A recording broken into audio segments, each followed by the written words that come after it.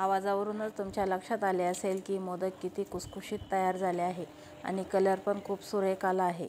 असे 7 ते 8 दिवस टिकणारे तळणीचे मोदक कसे बनवायचे ते बघू। तळणीचे मोदक बनवण्यासाठी मी सुक्या खोबऱ्याचा वापर केला आहे। मी येथे 1 वाटी सुकं खोबरं किसून व मिक्सरवर बारीक करून घेतले आहे। त्यासोबत अर्धी वाटी गूळ देखील बारीक कापून घेतला आहे। आता आपण सारण बनवायला घेऊ। सारण बनवण्यासाठी गॅसवर कढई ठेवून घेतली आहे। त्यामध्ये 1 चमचा साजूक तूप घालून त्यावर 1 चमचा खसखस टाकून घेतली व लगेचच सुक्या खोबऱ्याचा किस टाकून घेतला व थोडंसं खोबरं 1-2 मिनिट परतवून घेतल्यानंतर त्यामध्ये अर्धी वाटी दूध टाकून घेतले। सुकं खोबरं असल्यामुळे खोबऱ्याने लगेच दूध शोषून घेतले। त्यासोबतच आपण अर्धी वाटी गूळ टाकून घेऊ व छान मिक्स करून घेऊ। 1-2 मिनिट मिक्स केल्यानंतर गुळाचे मिश्रण थोडेसे पातळ होते व थोडंसं मिक्स झाल्यानंतर परत सारण घट्ट व्हायला सुरुवात होते। तुम्ही बघू शकता आपले सारण छान परतले गेले आहे, एकदम सुके तयार झाले आहे। हातात घेऊन बघितलं तर हाताला पण चिकटत नाही आहे। याच पद्धतीने सारण बनवून घ्यायचे व थोडंसं थंड झाल्यानंतर एका ताटात काढून त्यामध्ये पाव चमचा वेलची पूड टाकून छान मिक्स करून घेतली। आता आपण सारण बाजूला ठेवून देऊ आणि मोदकाची पारी बनवण्यासाठी मी इथे 1 वाटी मैदा घेतलेला आहे आणि त्यासोबतच पाव वाटी बारीक रवा घेतलेला आहे आणि त्यामध्ये थोडंसं मीठ टाकून घेऊ। मीठ पिठामध्ये व्यवस्थित मिक्स करून घेऊ। आता आपण 2 चमचे तेल कडकडीत गरम करून घेतले आहे, ते पिठामध्ये टाकून घेऊ आणि तेल खूप गरम आहे त्यामुळे सुरुवातीला चमच्याने मिक्स करून घेऊ। तेल थोडंसं थंड झाल्यानंतर आपण हातानेच पीठ व्यवस्थित चोळून तेलाचे मोहन पिठाला व्यवस्थित लावून घेऊ। तेलाचे मोहन व्यवस्थित पिठाला चोळल्यामुळे मोदक छान खुसखुशीत तयार होतात। तुम्ही बघू शकता हातावर आपण पीठ घेतल्यानंतर त्याचा मुटका तयार होत आहे, म्हणजेच आपले तेलाचे मोहन व्यवस्थित पिठाला लागले आहे। आता आपण त्याचं पीठ भिजवून घेऊ। सुरुवातीला पाणी एकदम न घालता थोडे थोडे पाणी घालून पिठाचा छान गोळा बनवून घेऊ व आपण पिठामध्ये रवा वापरल्यामुळे रवा फुलण्यासाठी पीठ 10 मिनिट झाकून ठेवू व आता आपण येथे 1 चमचा मैदा घेतला आहे, त्यामध्ये 2 चमचे साजूक तूप टाकून छान मिक्स करून घेऊ। तुम्ही बघू शकता या पद्धतीने आपल्याला याचा साठा म्हणू शकतो हे बनवून घेऊ। आता आपले पीठ पण छान भिजले गेले आहे। त्याचे आपण समान 3 भाग करून घेतले आहेत, कारण आपण 3 पाऱ्या बनवून घेणार आहोत। पिठाचा गोळा पोळपाटावर व्यवस्थित करून घेऊन त्याची छान पोळीसारखे लाटून घेऊ।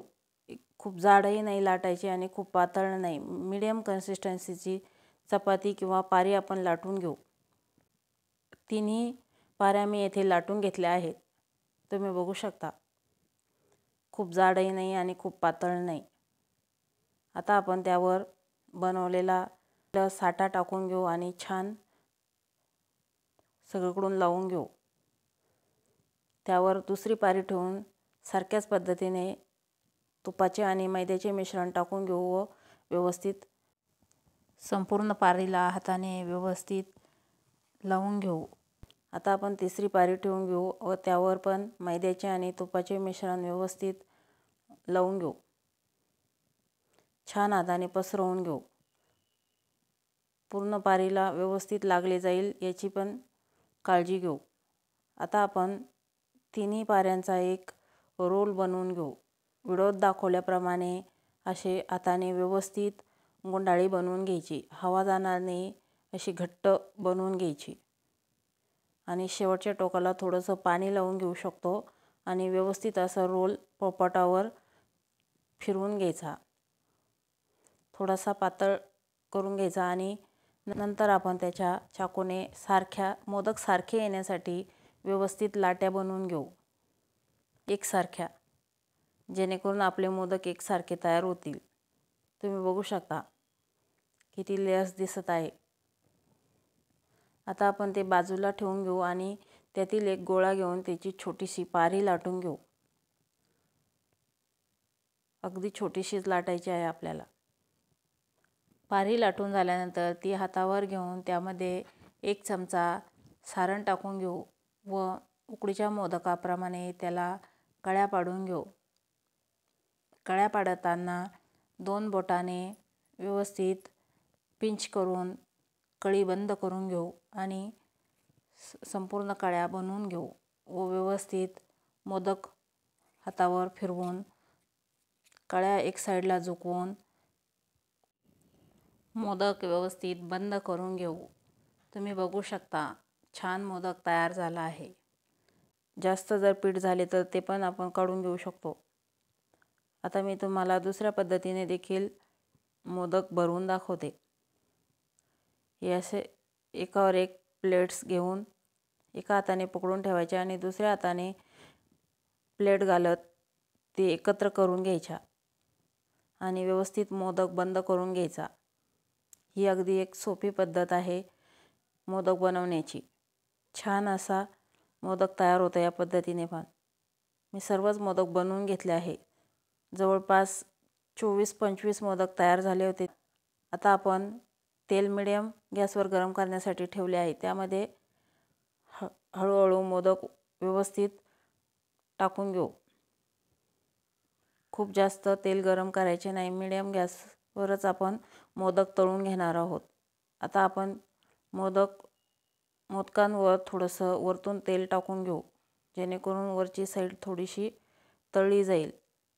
मग जेव्हा आपण उलट करू तेव्हा मोदक तेलामध्ये सुटणार नाही, कारण तो थोडासा हार्ड झालेला असेल. याच पद्धतीने उलटपालट करून आपण छान मोदक सोनेरी रंगावर तळून घेतले आहे. तुम्ही बघू शकता. अगदी 3 ते 4 मिनिटात मोदक तळले जातात. आता आपण ते झाऱ्यावर काढून घेऊ आणि थोडंसं तेल त्यातील निथळून घेऊ. मी संपूर्ण मोदक सारख्याच पद्धतीने तळून घेतले आहेत. या पद्धतीने बनवलेले मोदक अगदी खुसखुशीत तयार होतात आणि 7 ते 8 दिवस छान टिकतात. मग नक्की बनवून बघा. आता आपण मोदक प्लेटमध्ये सर्व करूया. या गणेशोत्सवात मोदक बनवून बघा आणि कसे झाले तुमचा अभिप्राय मला कमेंट्सद्वारे कळवा. आणि व्हिडिओ जराही आवडला असेल तर व्हिडिओला एक लाईक नक्की करा. मी एक मोदक तुम्हाला तोडून देखील दाखवते. बघू शकता किती खुसखुशीत तयार झाला आहे. अगदी 7 ते 8 दिवस छान टिकतो. व्हिडिओला लाईक, शेअर, कमेंट करा व चॅनलवर नवीन आला असाल तर चॅनलला सबस्क्राईब करून बेल आयकॉनवर प्रेस करा. तर चला मग पुन्हा भेटू अशाच नवीन रेसिपीसोबत. तोपर्यंत धन्यवाद.